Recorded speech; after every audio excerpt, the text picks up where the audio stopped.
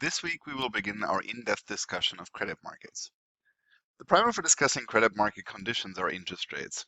Part of this will be familiar, especially if you have background in finance, since most of us deal with interest rates on a regular basis, but some of it will be new. This is mostly fundamental financial math, so it can be a little bit dry, but I promise we will move on to more conceptual aspects of finance later on. The corresponding reading in Mishkin is chapter 4. As you may remember from introductory finance or macro classes, the interest rate simply indicates the cost of borrowing. It is synonymous with the term yield, so I will use the two interchangeably. Technically, the interest rate tells you what percentage of each $1 you borrow has to be paid back in interest. For instance, if you borrow $1,000 and pay back $1,020 next year, the annual interest rate is 2%, indicating that you paid 20 cents for each $1 you borrow. Notice that interest accrues over different time horizons, but it is typically indicated as an annualized rate. For instance, if the annualized interest rate on a loan is 3%, but you only borrow for 300 days of the year, the actual effective interest rate you pay is lower than 3%. For simplicity, however, we will ignore this aspect for our conversation, and I'll point you to finance classes instead. Notice that interest rates are specific to each credit contract. How much of a borrower pays depends on aspects of creditworthiness, maturity period, which is also sometimes referred to as the tenor of the asset, liquidity of a credit instrument, and other contractual features. Now, as an example, this slide contains a few key interest rates pulled from financial data provider Bloomberg as of September 21st.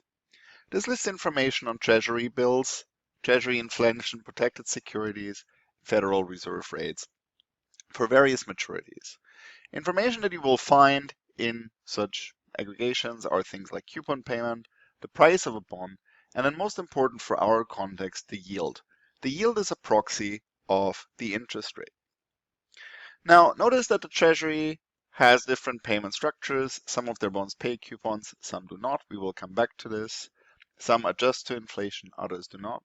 And then finally, the Federal Reserve target here. This is the interest rate that the Federal Reserve targets to monetary policy. It is an interbanking rate that you should remember from your principles of macro classes. That is the target of monetary policy action. It is not set directly by the Fed, but it is targeted through interventions in money markets. Now, Mishkin discusses 4 broad categories of credit instruments, although we will mostly focus on categories 3 and 4 in our discussions. These are 1. Simple loans, 2. Fixed payments or fully amortized loans, 3. Coupon bonds, and finally 4. Discount bonds or zero coupon bonds. Generally speaking, simple loans are the easiest instruments. In these contracts, a borrower receives an amount of funds, the so-called principal on the loan, at some initial point t. In economics and finance, we use the placeholder t as a generic indicator for some period of time. For instance, t could be the 1st of October 2020.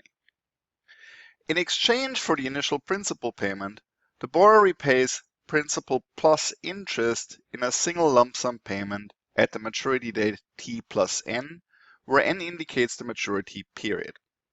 For instance, t plus n could be September 31st, 2021, and in this case, the loan would have a maturity period of 1 year. Slightly more complex instruments, common for longer maturity periods, are so-called fixed payment or fully amortized loans.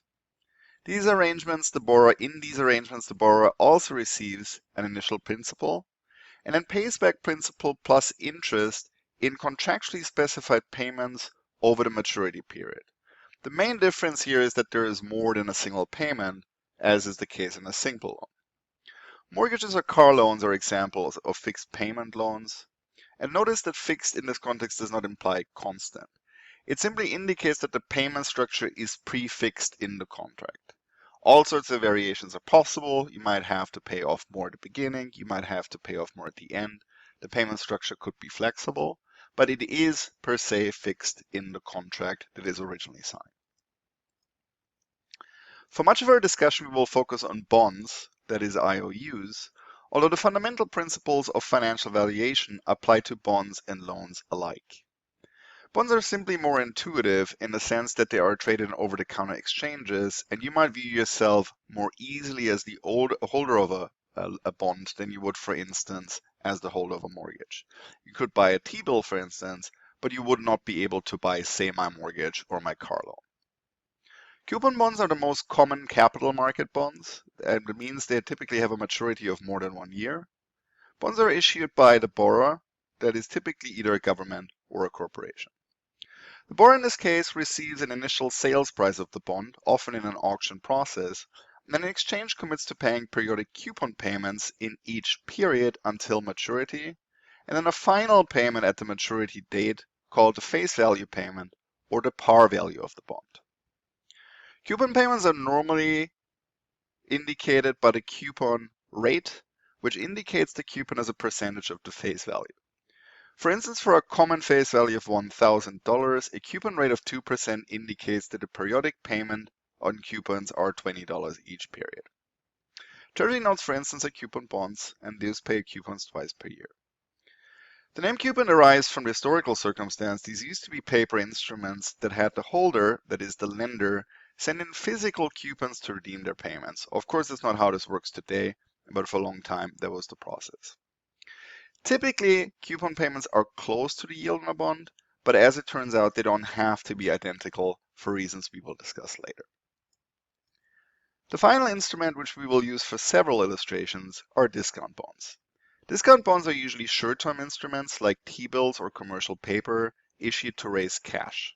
They do not pay coupon payments and are thus also referred to as zero coupon bonds. The issuer once more receives the initial sales price, but only makes a single face value payment at maturity. These bonds are called discount bonds since they are sold at a discount. That means their price will normally be below the face value payment. Otherwise, interest on these bonds would be negative. In practice, many variations of these four types of instruments exist. For a discussion of what interest rates are and how they are calculated, this simple overview, however, will be sufficient.